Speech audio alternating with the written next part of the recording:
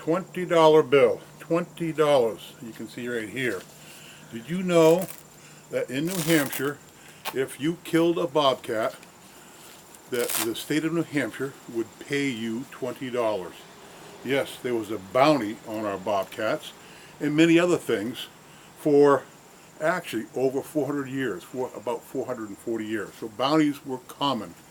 So basically a bounty is a fee paid to somebody for delivering the carcass of an animal, in most cases in New Hampshire.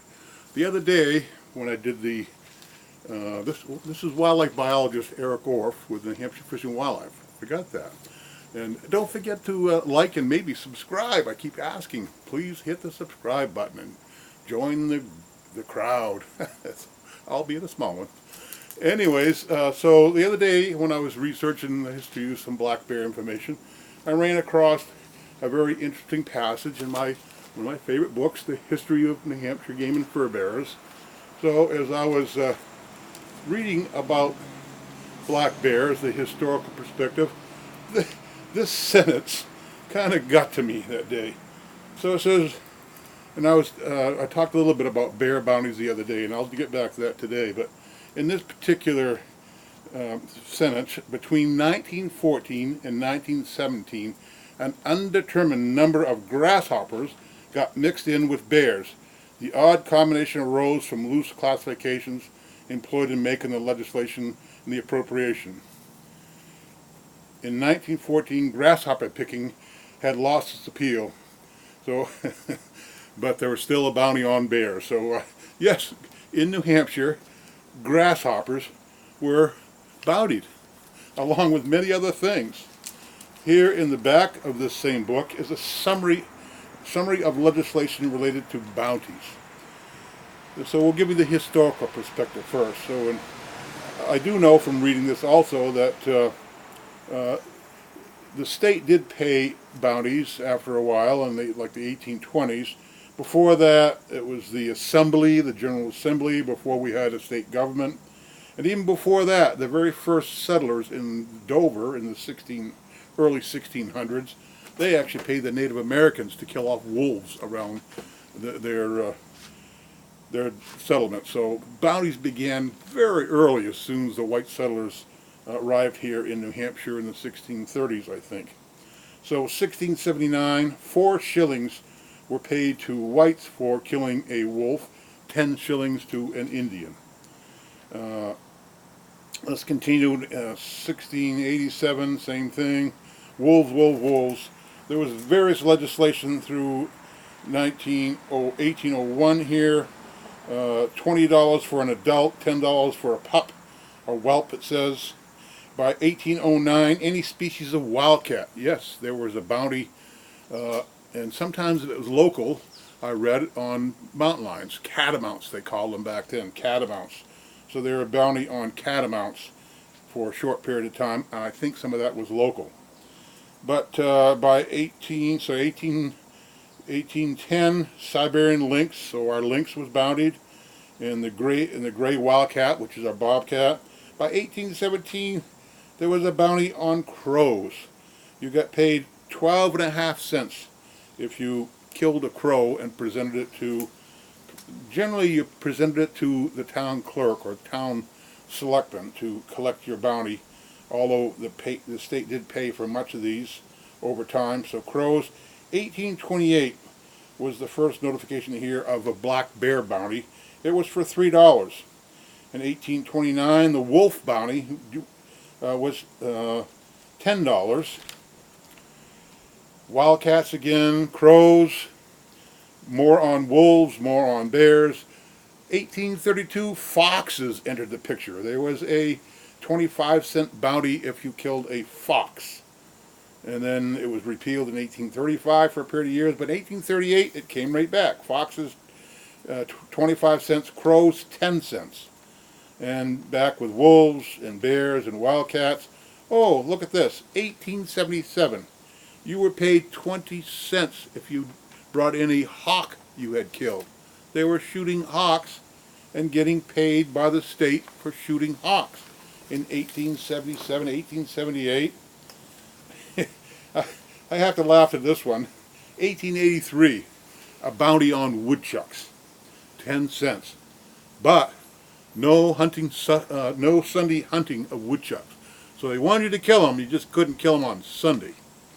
Hawks, the porcupine bounty began in 1903 at 25 cents.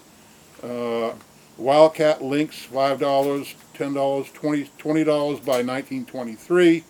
And wildcats and lynx by 1929, it pretty much stayed at $20. Now, bobcats, we'll look at that in a minute. They were bounties from the 1800s until 1973, and that's when the bobcats were finally, the last bounty was 1973, I believe. And then by 1975, they were actually protected. So the bounty went from being bountied and kill them year round, to kill as many as you want in 1973. By 1975, they were protected. Porcupine bounty in 1953 jumped to 50 cents. I remember as a youngster with my best friend Rick Hamlet hunting porcupines. I think we killed maybe 2 during our teenage years with high hopes that we could bounty our porcupine for 50 cents. Do you know 50 cents back then bought a box of 22 long rifle bullets? That's all it cost for a box of 22. So if you killed a porcupine and could get it bountied, and it was by the town clerk at that time, but we'd heard stories of some of the old timers in town that had killed porcupines, and it was said that if you took a porcupine and the bounty said you had to cut off its nose to present it to the town clerk. Well, they discovered, some of our older friends apparently that were giggling about it, said that, well, you could kill a porcupine and you could cut off each of its toes and put them in a jar, and you put the cover on pretty tightly and you set it in the sun for a few days or a week or 2, and then you take it into the town clerk. Yes, the town clerk would say, how many porcupine noses do you have? And that's what she would pay.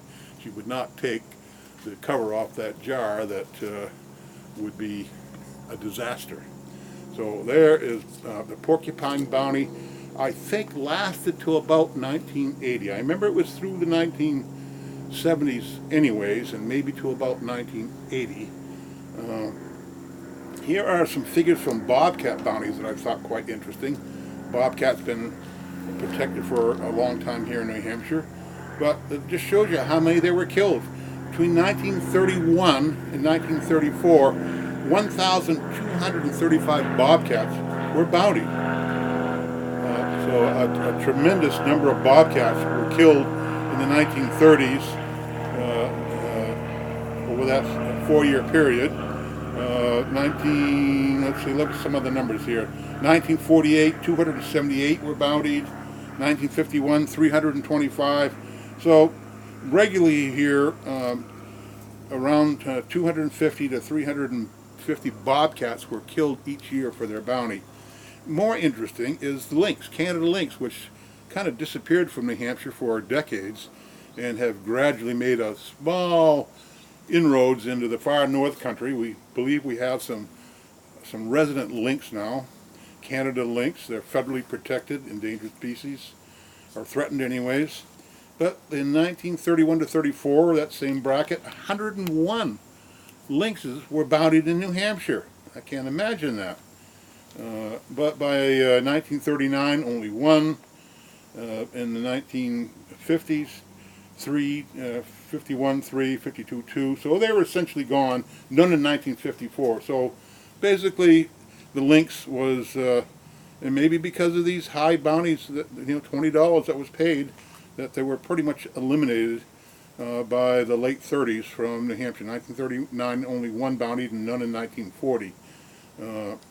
So they were pretty much eliminated and did not come back until about 2000 in New Hampshire. In the early 2000s, we finally had first sightings of, I think it was around actually like 2006 or 7 that we actually had a picture on a game camera of a female with some kittens. So they were gone for a long time.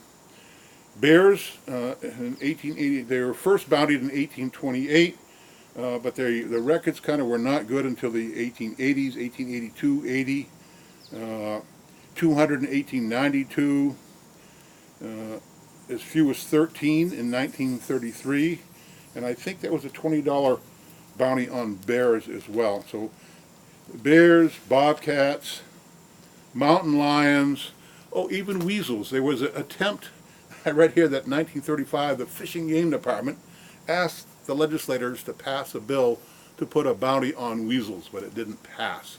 So there were attempts to put bounties on other things.